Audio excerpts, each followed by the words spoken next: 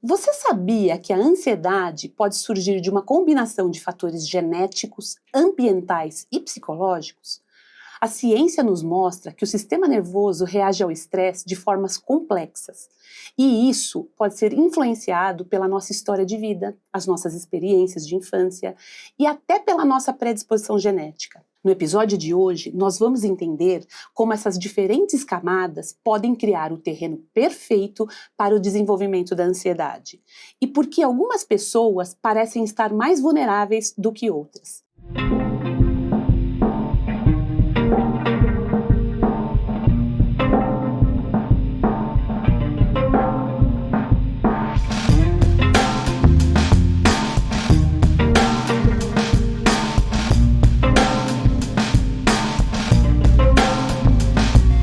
Então, uma pequena revisãozinha aqui para a gente entender o que é ansiedade.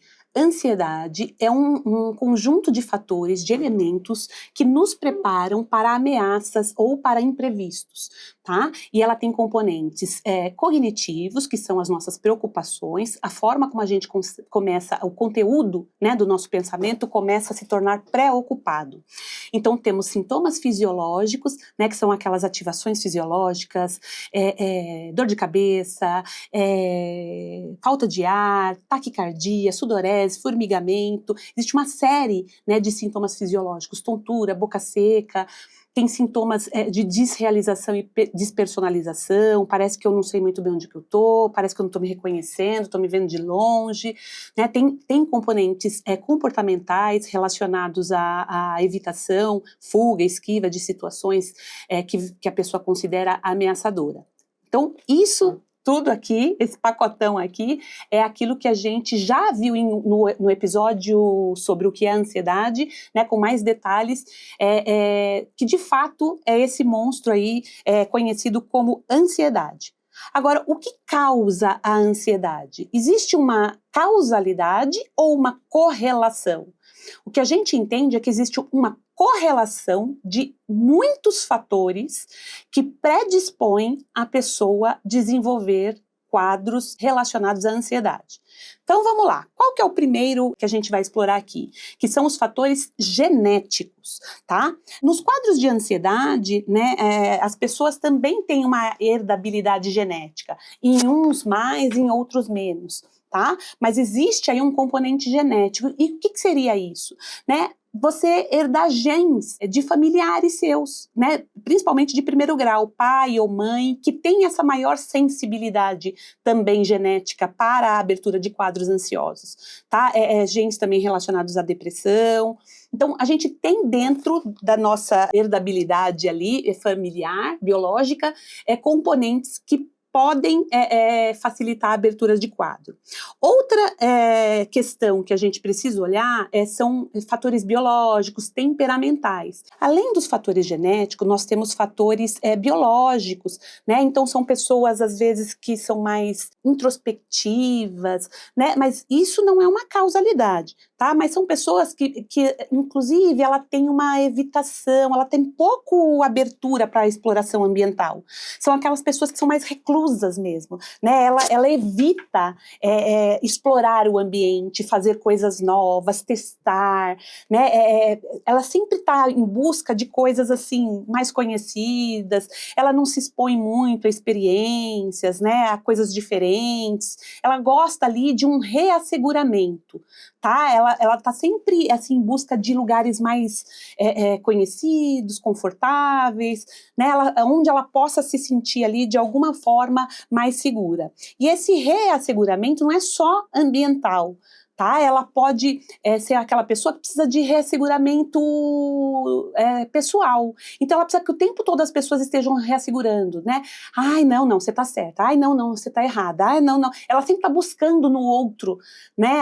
Para entender se aquilo que ela tá sentindo, se ela tá fazendo, é mesmo correto, é aquilo mesmo que deveria ser. Ela tá sempre precisando, né, de que alguém ou alguma coisa, um ambiente, traga para ela essa sensação de segurança. Tá? Como se ela não tivesse esse potencial de acreditar, ela não se sente segura, né, de ter essa percepção, olha, eu estou me sentindo assim, ok, né, e fazer esse discernimento aí das coisas.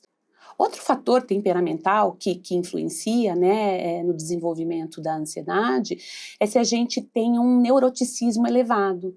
E neuroticismo é um traço de personalidade, né, que dentro de um espectro ali, né, ele é importante em algum grau, mas se ele está num grau muito elevado, a pessoa tem uma propensão maior a experimentar uma afetividade negativa. Né, esse acesso a emoções negativas parece que está facilitado ali por esse temperamento, sabe? Tem pessoas que olham, não, tudo bem, mas tem algumas que acontece alguma situação e aquilo necessariamente já pega mais para aquela pessoa, né? Ela já sente mais, ela tem essa sensibilidade aumentada. Outro tipo de sensibilidade que ela tem é a sensibilidade à ansiedade, né? Então ela acredita muito fielmente que os sintomas de ansiedade são muito prejudiciais. Né, ela coloca um potencial para aqueles sintomas ali, né, num nível muito elevado. Então, ela tem a maior sensibilidade. Aconteceu algo, significa, né, que coisas negativas, ou me sentir ansioso, ou me sentir desconfortável, ou as coisas não acontecerem da forma como eu gostaria, isso traz para ela uma sensação de prejuízo, de sofrimento maior. Então, este é um outro fator que predispõe à abertura de quadros de ansiedade. Agora, a gente também tem aí componentes relacionados ao nosso ambiente, à nossa história de vida. Influencia demais na abertura de quadros de ansiedade. Mais a nossa história de vida e o ambiente do que, de fato, essa composição genética. Né? A composição genética ali, a carga genética, ela nem é tão alta nos transtornos de ansiedade, como em alguns outros transtornos, né? Como no transtorno bipolar, na esquizofrenia. Né? A carga genética nem é tão alta. Os fatores familiares e ambientais, eles têm um peso muito maior. Tá na predisposição de aberturas de quadros. Então tem essa questão temperamental associada à história de vida e o ambiente, que pode ser ali a bomba relógio para que uma pessoa abra ou não, né, um quadro de ansiedade patológica. E quais seriam, né, essas questões relacionadas à história de vida? Por exemplo, pais ou cuidadores, né, quando a gente fala pais, são os cuidadores, as pessoas, as figuras ali, né, de maior presença na vida da criança. Né? E por que isso é importante quando acontece na infância? As coisas são muito importantes, porque nesse momento da vida a gente está em uma fase de desenvolvimento de tudo, cerebral, maturacional, de crescimento. Então, assim, o nosso cérebro, ele está muito plástico nesse momento, né? A gente está, assim, com todo o nosso cérebro trabalhando para que a gente aprenda. Fisgue no ambiente coisas importantes para que a gente possa automatizar em algum momento. Porque se a vida toda a gente tem que aprender tintim por tintim de tudo, o tempo todo que a gente vai fazer, nosso cérebro não dá conta, não tem energia. Então, nesse momento da vida que a gente está se desenvolvendo, é um momento, né, onde a gente está muito nessa ânsia, o nosso cérebro, de aprender, de armazenar coisas. Né? E nesse momento também ele armazena as coisas com mais força, né? Tem uma valência, né, emocional muito alta nesse momento também. E essas experiências com valência emocional alta, elas são mais armazenadas pela nossa memória, né? Então, assim, famílias onde os pais são muito rígidos, né, cobram muito, né, todo assim, um elogio ou, sabe, um elogio mesmo, uma validação, ele só acontece depois que a pessoa tem um determinado desempenho. Não que a gente não precisa ter desempenho para receber elogios, mas não é um desenvolvimento, um desempenho, não é um desempenho coerente com a fase do desenvolvimento. A expectativa desses pais é muito alta, né, porque eles estão muito preocupados, né, com o que os vizinhos vão pensar, com o que o outro vai pensar, o que vai acontecer com esse filho, né, se eles não não cobrar, não forem rígidos. Então eles têm essas crenças muito rígidas mesmo, né, inflexíveis sobre o que é certo e o que é errado, e o que eles precisam fazer para que aquilo dê certo, para que aquele filho dê certo. Então, assim, a criança, o adolescente, ele é cobrado como se ele já tivesse ou devesse, né, ou deveria saber sobre todos aqueles fatores, né? Ele já deveria ter aprendido aquilo daquela forma. É como se assim, por que ele não pensa dessa forma? Por que ele não entende as coisas dessa forma?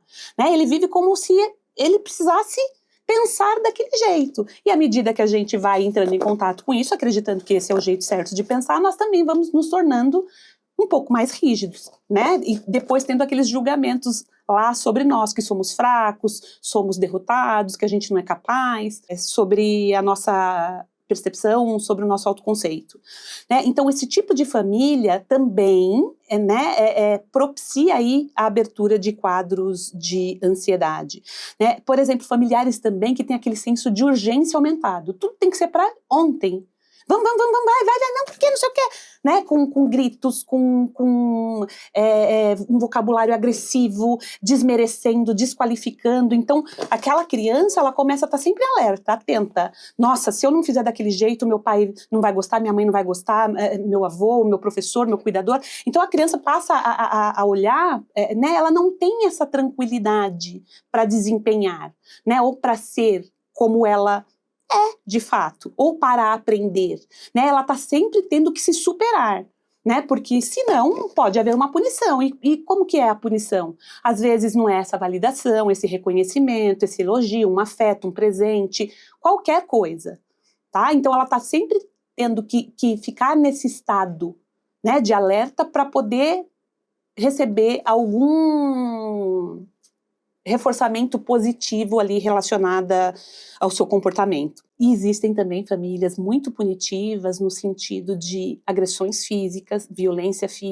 né, a violência verbal, violência psicológica, e que muitas vezes deixa a criança confusa.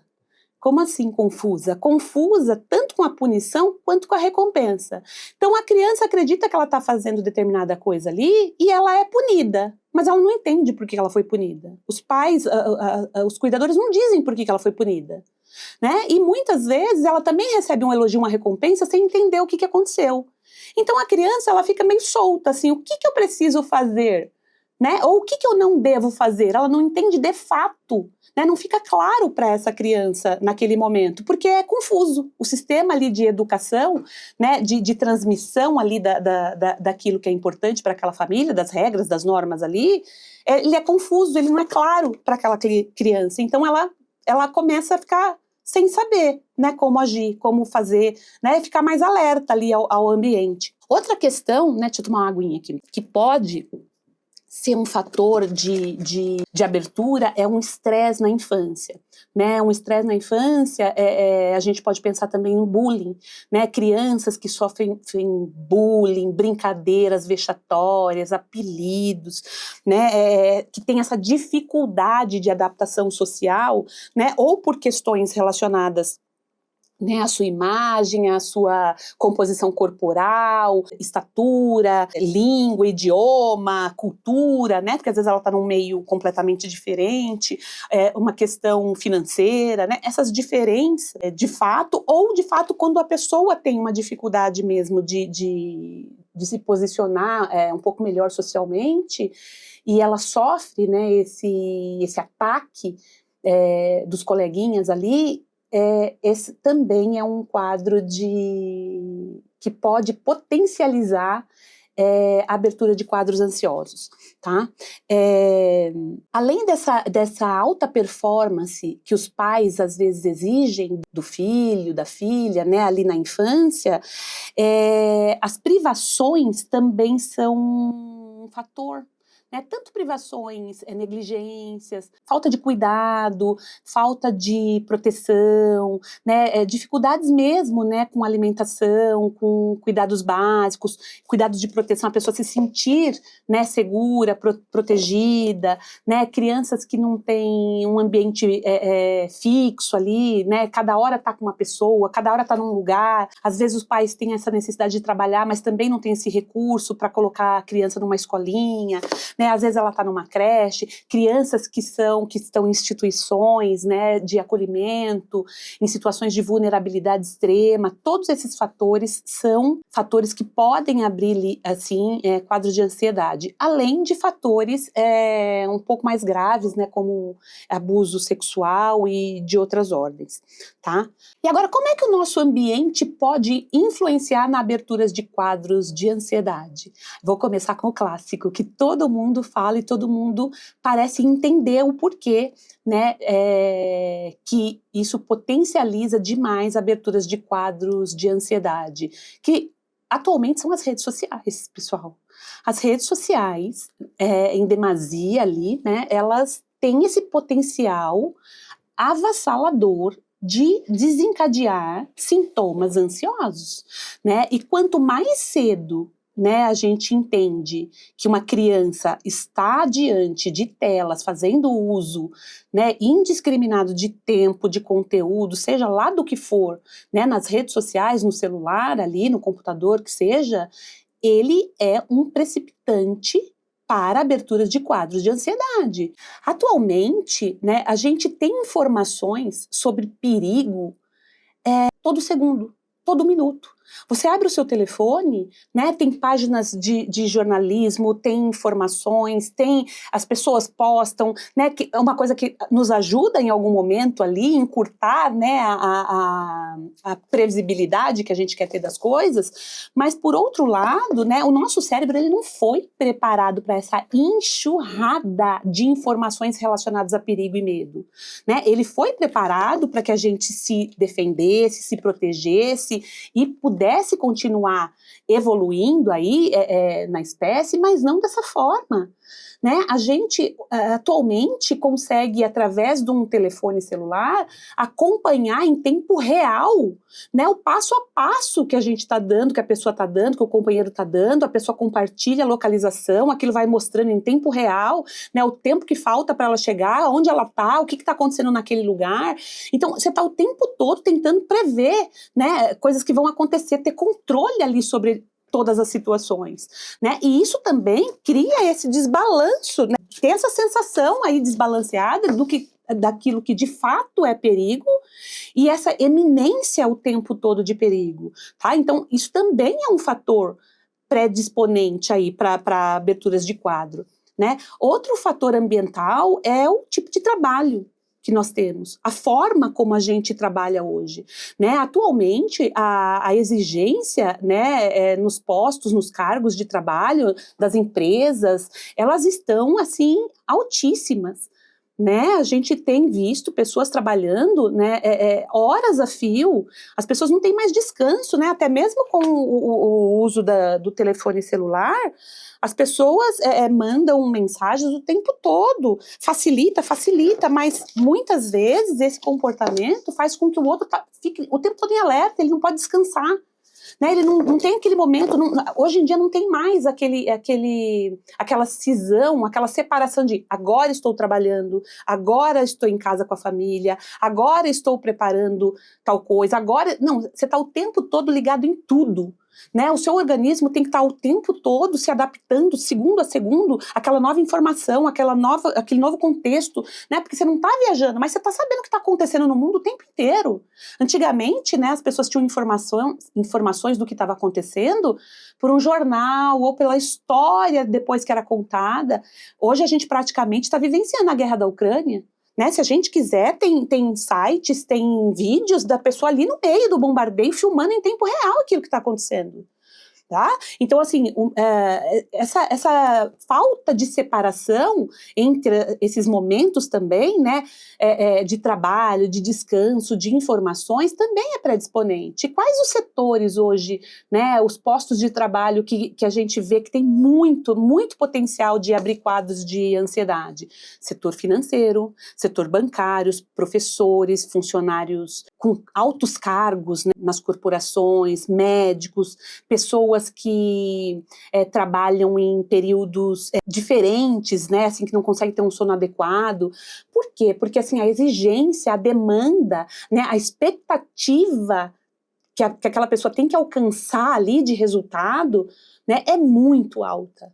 né, é muito alto. A pessoa tem que estar o tempo todo com aquela quantidade de adrenalina, né, no organismo, porque assim, o tempo todo ela está imaginando que existe um perigo ali naquele contexto. Aí se eu não der conta de fazer esse trabalho, tá, eu vou ser mandada embora, eu não vou receber uma promoção, eu não vou, o outro não vai entregar. Você entende? A pessoa está o tempo todo ali, né, tendo que lidar com situações que às vezes ela não foi preparada para aquilo, ela não foi contratada, né, para essa alta demanda, essa exigência, ela acaba se sentindo desmotivada com aquilo, mas ela não pode, muitas vezes, sair daquele lugar, porque é aquilo que mantém o sustento da casa dela, ela se acha no dever de agir, e se sente culpada por estar se sentindo frágil ali, fraca. Todo mundo aqui no meu setor está conseguindo, por que eu não? E ela se esforça mais, e ela tenta mais, tá? Então esse ambiente também é muito propício para abertura de quadros.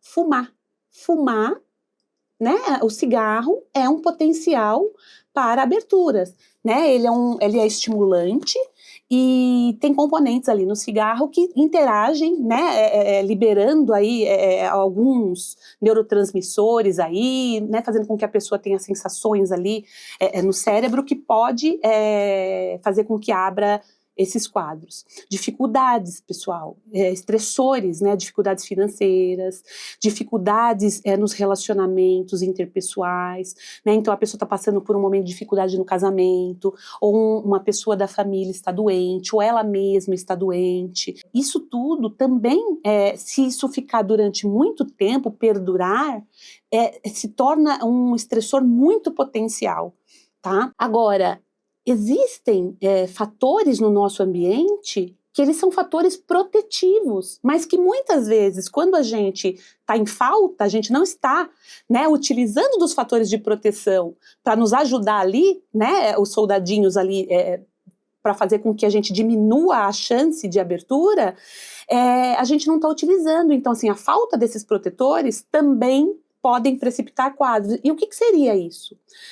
Falta de conexões sociais. Então, deixar de ter relações sociais, essa troca social, aprendizado, relaxamento, conhecimento, estar com outras pessoas, aprender com a experiência do outro, né? Isso tudo de se sentir apoiado, de ter uma rede de apoio, de se sentir igual às outras pessoas, porque daí você pode mensurar ali, né, tirar dúvidas sobre se de fato aquilo que você pensa, de fato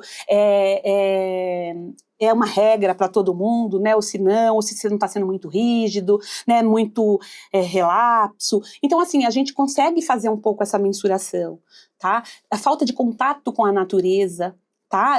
Sentir, né, poder vivenciar esses momentos com a natureza, ao ar livre, tomar sol, né, se expor à luz natural, né, que é muito importante também para a nossa regulação aí como um todo, nossa fisiologia, para o sono.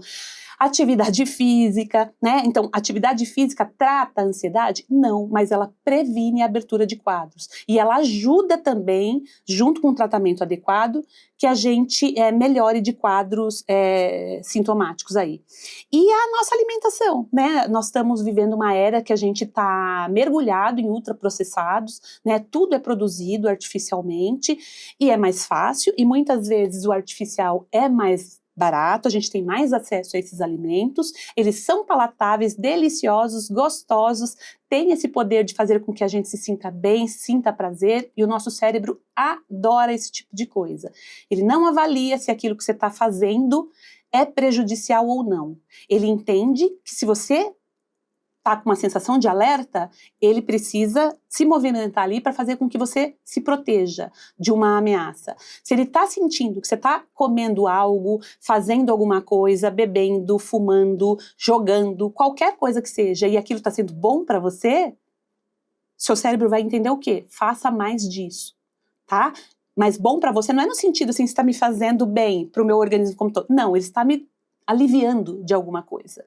Ele me alivia de eu entrar em contato com coisas que são importantes, tá? E o nosso cérebro, ele não consegue fazer essa discriminação. Então, o potencial de que a gente fique mais propenso ali, de dependência, de adição daquelas coisas, são maiores, tá? Então, o que a gente precisa fazer? O que a gente pode fazer em casa para começar a lidar com as questões de ansiedade? Primeiro é diminuir esses fatores ambientais. Sobre isso, né, muitos deles nós temos esse controle.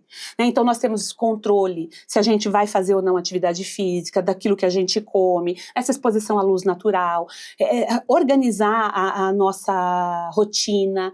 André, é tudo no ideal? Não, é tudo no possível, mas dentro daquilo que seria mais propenso a te ajudar, seria mais protetivo. Não consigo comer só alimentos saudáveis. Ok, pelo menos diminua os não saudáveis. Né? Diminua os não saudáveis. A quantidade, né? A intensidade daquilo que você come, a frequência daquilo que você come. Eu não consigo pagar uma academia. Caminhe em casa. Né? Faça um polichinelo, pule corda, faça coisas que você possa exercitar o seu corpo, não fique parado, sedentário, tá? Tenha contato com a luz natural. Eu tenho que sair sempre correndo, eu tenho que fazer as coisas correndo. Ok, quando você, antes de sair de casa, talvez você consiga abrir a janela, você consiga tomar um pouco de luz, deixar a claridade entrar, né? Na hora do seu almoço, lá no intervalo, você consiga sair num ambiente, saia do seu escritório, do consultório, da sala de aula, né? Da casa, do sofá, do quarto, tome um pouco de luz natural, se exponha à luz natural. É necessário que a gente faça isso, tá? E tenha conexões sociais. Interaja com outras pessoas. Tem pessoas que são mais reclusas, introspectivas, ok. Isso significa que essas pessoas não são normais, têm algum problema? Não, mas a depender da frequência e da intensidade, isso pode causar prejuízos para você como um todo. Então, pessoal, essas foram as causas, né, que nós levantamos aí, os fatores, né, que associados de alguma maneira, né, com essa predisposição, né, fatores que podem ser desencadeadores aí, uma separação, uma morte, um estressor no trabalho, né, que são aqueles fatores ambientais, dificuldades financeiras, eles podem ser os desencadeadores. Nossa, eu não era ansiosa, fiquei ansiosa quando eu perdi o emprego. Esse foi um fator desencadeador. Mas para que essa ansiedade se tornasse patológica e você abrisse um quadro de transtorno de ansiedade, você precisou da interação de todos esses fatores ambientais, história de vida, temperamentais, personalidade e genéticos. Muito obrigada por vocês estarem comigo aqui nesse episódio, espero que tenha ficado muito claro. Agora, isso é suficiente? Não. O que precisa acontecer é buscar ajuda e tratamento adequado. E sim, existe sim tratamento e remissão de todos esses sintomas para que você possa ter uma qualidade de vida melhor, para que você possa ter uma vida que vale a pena, sim, de fato, ser vivida. Agradeço demais a sua presença aqui comigo. Se você gostou desse episódio, deixa aí sua curtida, compartilhe. Se você não gostou também, mande para outras pessoas ou deixe aqui comentários, né? Pode dar suas sugestões, suas críticas, suas dúvidas, elas são muito importantes, porque a maioria das vezes eu vou montando os episódios, né? Os temas, o que eu vou trazer sobre cada assunto, diante das dúvidas, né? Das perguntas que vocês me fazem, tá? Então, compartilha, curta esse vídeo, né? Me siga aqui no canal e até o próximo episódio.